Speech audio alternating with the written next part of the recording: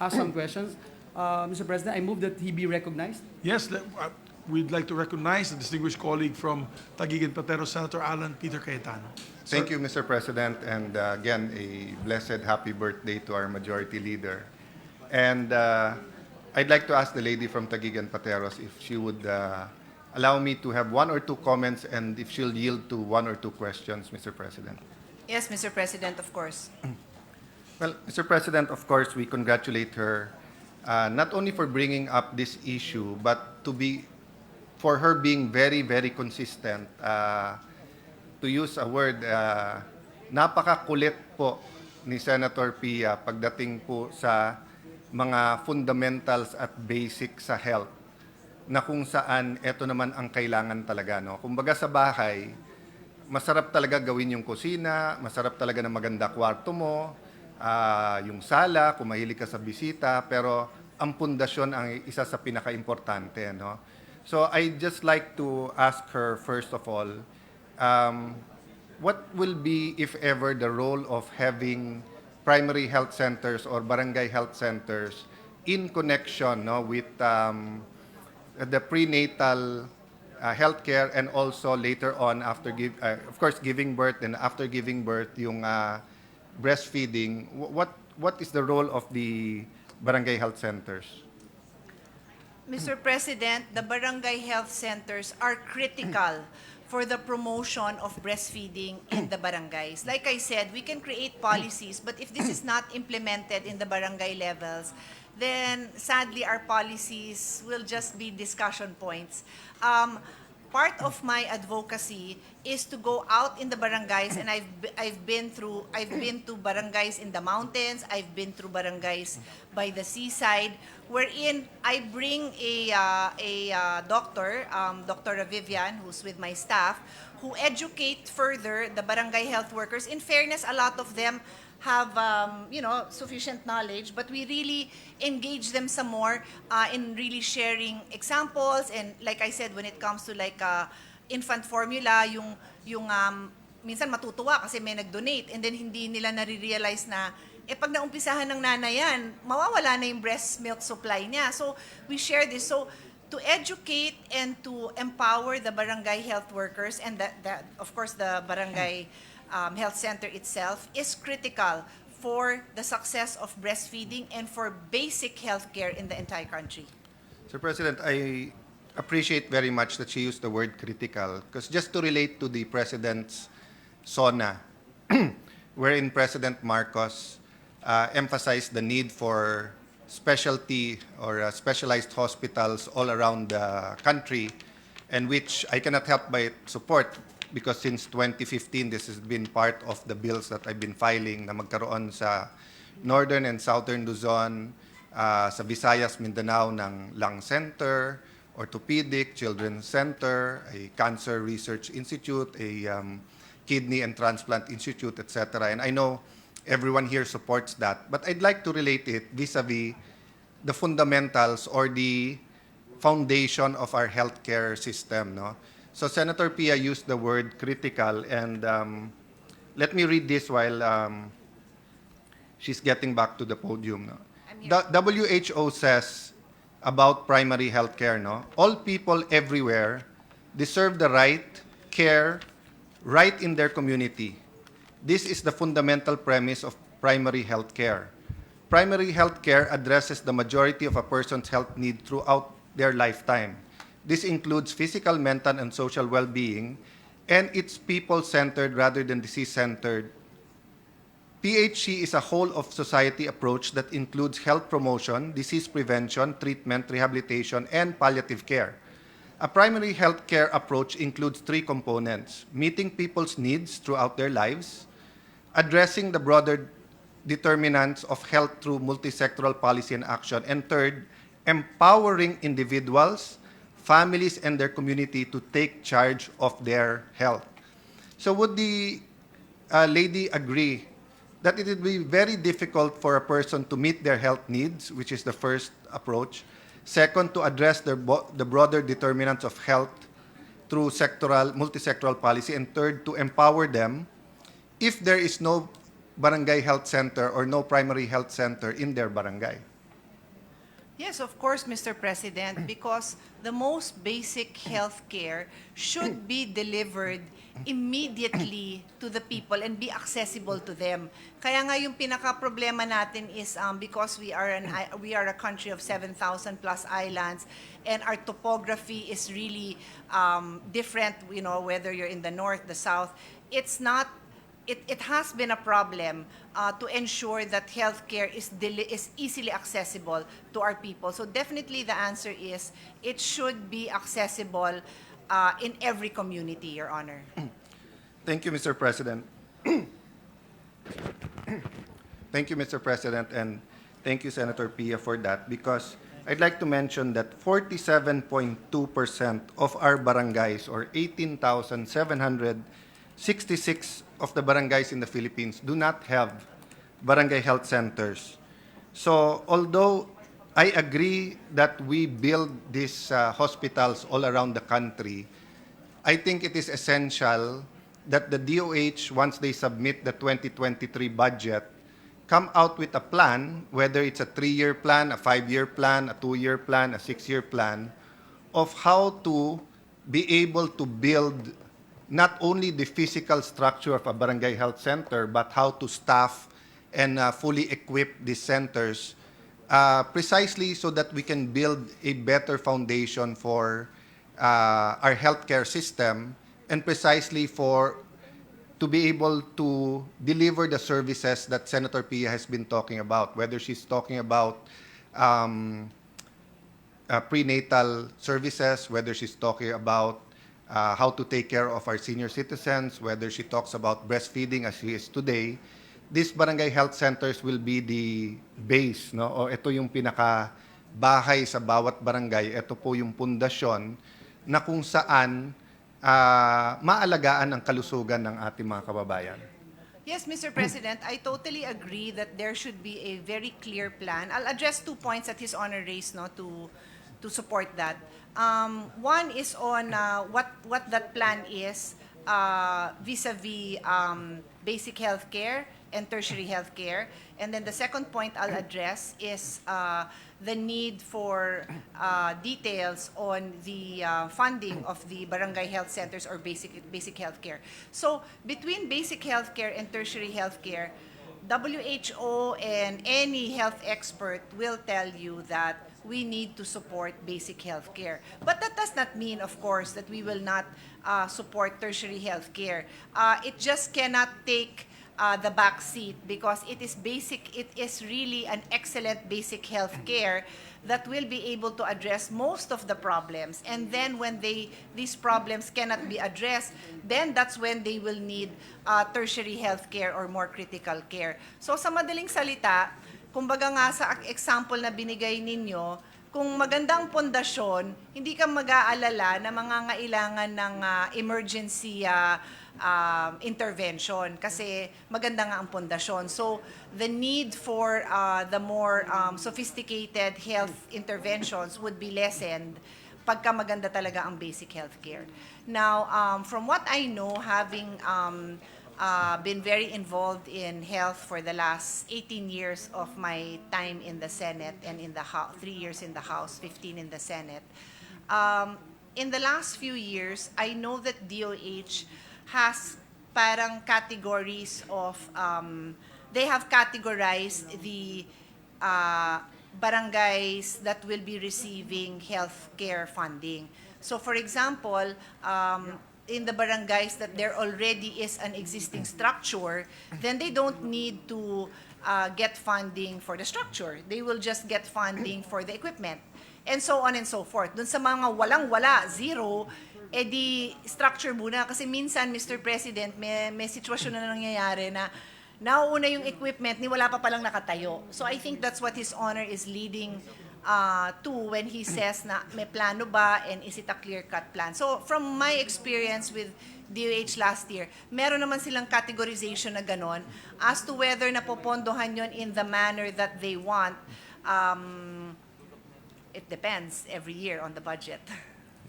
Well, Mr. President, Senator Pia sort of is able to read my mind, but the other point I was leading to is since she became a senator in 2004 and working with her as a member of Congress, together with the Senate President in the 11th, 12th, and 13th Congress, Senator Pia has consistently tried to 13th Congress lang ako. Kayo ni Senate Yes. President ang nasa 11th and 12th in the House. But when we were working with you sa 13, Yes.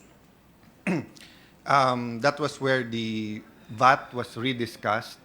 And I remember the many debates that you faced wherein you earmarked part of the VAT for health and education. And since then, that has been a consistent effort on your part to make sure that the more funds we have, that some are earmarked for health and education. But the point I wanted to make is that despite all of this earmarking, hindi po nalilesen yung gap dun sa kakulangan ng health center. So dumami na yung mga city hospitals at saka mga district hospitals, which is a good thing. But yung pinaka-basic na yung primary health center ay mukhang naiwanan. And pinakamadali dito yung lagyan ng pera for infrastructure, pero yung mapagraduate yung doktor, ma-train yung mga nurse, and of course ma-train yung mga gagamitin na ma-train yung mga personnel sa gagamitin ng mga equipment, no? But having said that, Mr. President, my last point is also addressed to our... Actually, before His Honor makes his last point, I'd just like to comment on that what we tried to do, and the birthday boy, Your Honor, will be happy that I mentioned this, another birthday gift from years gone, yung Doktor para sa Bayan. What we tried to do sa Doktor para sa Bayan is not just pass a law that gives scholarships to students who want to be doctors. We work particularly handling, because we handle the budget of the Department of Health and the budget of CHED.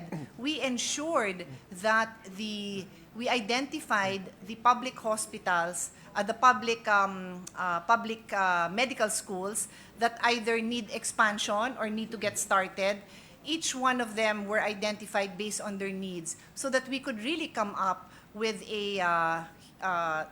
doctors that will be able to be absorbed by those schools. Because it's useless that you have the scholarships and then the schools will say, puno na yung enrollment namin, kulang na yung laboratory namin, kulang na yung classroom namin. So what we have tried to do is to really be holistic in our approach to healthcare, Your Honor. That is something that I am proud of, and that is something that I will always fight for, so that the funding really goes to the end use that we imagine, even though I need to make amendments or reduce or change the fine print.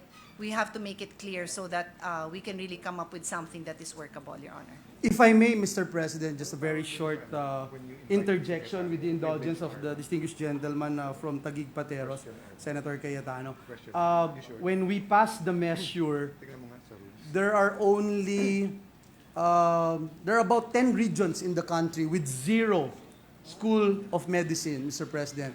Since the passage of the Doktor para sa Bayan law, we have opened at least 7 state college universities offering School of Medicine. And some of our SUC presidents are still here, and there are a lot of applicants as well. And of course, we thank the distinguished lady from Taguig Pateros for really helping and crafting and Hinimay ko sa madaling salita. being resourceful, extra resourceful, together with the chairperson of the Committee on Finance, Senator Angara, to make sure, Mr. President, that we'll be able to finance and fund this very important measure. Because, again, even before the passage of the measure, we only have 3 doctors attending to 10,000 Filipinos. The WHO, World Health Organization, is saying we need to have at least 10 doctors to take good care of 10,000 Filipinos. And I know it's still far-fetched from our dream, but it's moving forward. And Yes. again, we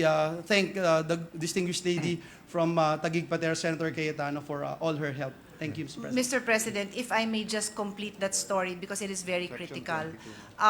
It was not sufficient that we worked with the state universities and CHED on this. We also had to work with DOH because, Mr. President, for you to have a med school, you also have to have a nearby hospital where the doctors will intern.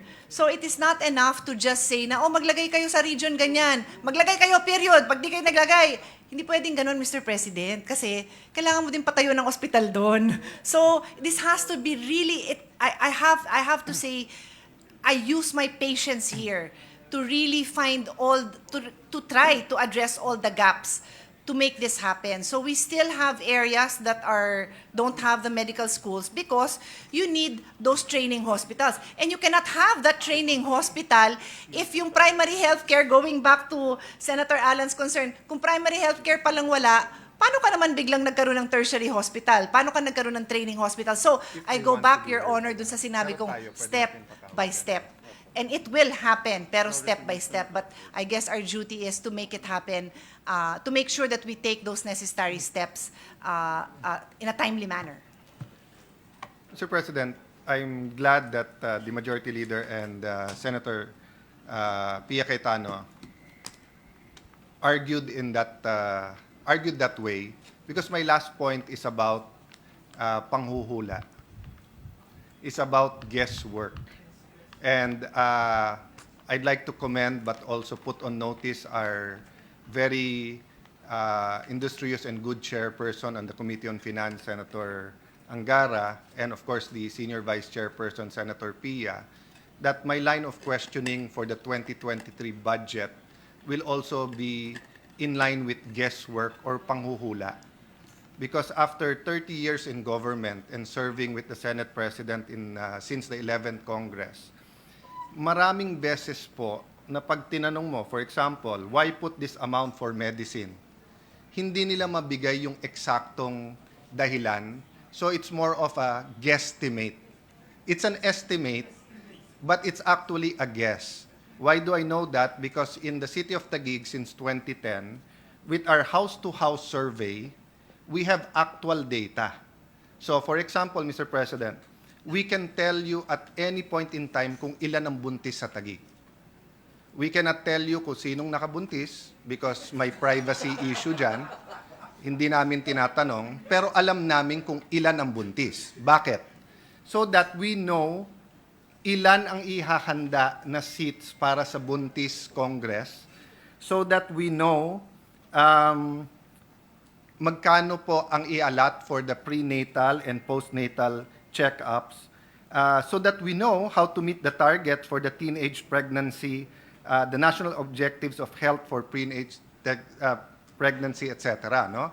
Mr. So- President, before His Honor continues, may I suggest, alamin nila yung sinong nakabuntis. Kasi, kadalasan, babae yung sinisisi kung ba't nabuntis siya. And I know Senator Risa will agree with me on this. Pero a lot of times, kailangan din tanungin yung nakabuntis. And kung marami siyang nabubuntis or paulit-ulit niyang binubuntis yung asawa niya o kung ano man kaano niya yon, baka candidate din siya for vasectomy or education program on family planning, di ba? I'm being very practical about it, no? But that is the reality. Kasi otherwise, nagiging wala tayong magagawa, buntis na yan. Hindi, meron tayong magagawa. Alamin natin kung sino nakabuntis. With due respect to the privacy angle. That's an interesting point that we can go on to later on. But the point I wanted to make has to do with Section 22 of Article 6 of the Philippine Constitution, which says, the heads of the department may, upon their own initiative, with the consent of the President, or upon the request of either house, as the rules of each house shall provide, appear before and be heard by such. So the point that I want to make, Mr. President, is unlike a parliamentary form of government wherein the Prime Minister and all of the ministers are periodically before their colleagues so that they can be questioned, so that they can be held accountable. That is not such the case in the Philippine Congress, except during budget hearings and during confirmation. Problema sa confirmation, that's once, and then hindi mo na babalikan yon unless they're appointed to a different position. Sa budget hearing naman, once a year yan, sabay-sabay lahat. So, the point I wanted to make is this. Kung 40% ng ating barangay ay walang health center, dun pa lang tayo sa physical na, na health center. So it's so easy to ask the DOH and DPWH, kung DPWH ang gagawa, ilan ba ang kaya nyong gawin every year? Kaya nyo bang tapusin yan in 3 years or in 4 years? So whether it's the budget hearing or whether we call them for a question hour, accountable sila. So many of us here stuck our neck out for programs that we believe in. For example, personally ako, yung 10,000 ayuda or 10,000 pag-asa. I have won a Senate seat through God's grace and mercy, third time. I did not need to advertise or to have that program, but I believe in it. I believe at this time kailangan yan.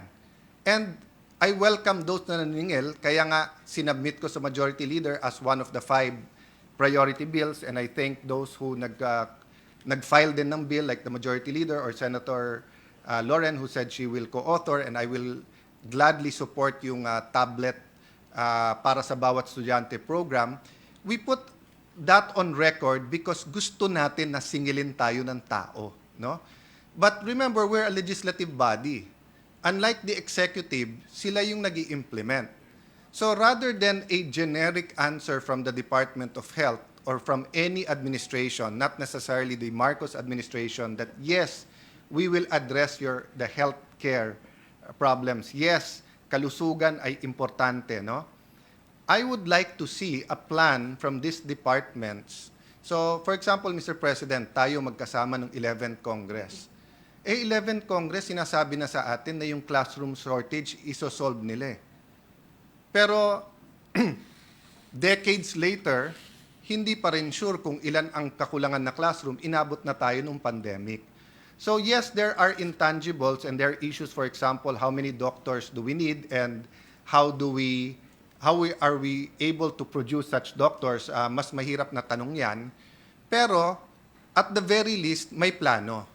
Kasi kung walang plano, wag po tayong maniwala na importante ang kalusugan sa ating gobyerno o sa administrasyon na to, no?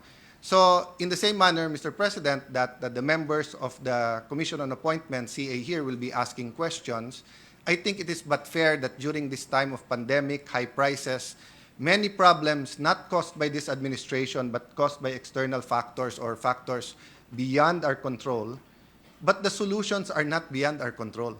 How we react is within our control.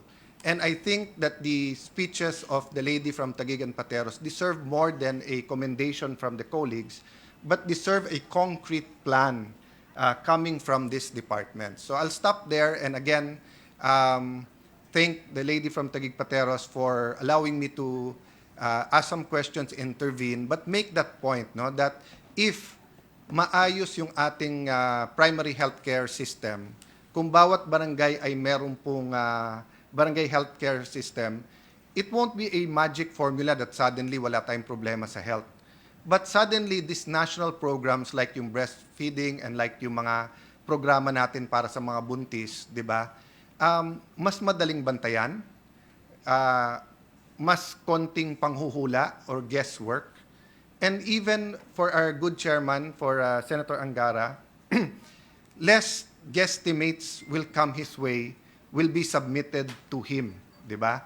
So right now, I guess for 2023, parts of the budget will still be guesstimates, but hopefully we'll take a giant step forward in requiring the departments to give the basis and find programs to find the basis for that. And then later on, 2024, 2025, hopefully po, more budgeting based on facts and on data rather than on these estimates. Thank you, Mr. President, and thank you, Senator P. My pleasure, Mr. President. Thank you, Mr. Thank you. President. I think the chairperson of the Committee on Finance would also like to make a manifestation and join the discussion, Mr. President, as it involves so much work from his committee, Mr. President. Yes, we'd like to recognize the distinguished colleague, Senator Sani Angara. Thank you, Mr. President, and thank you to our dearest Majority Leader who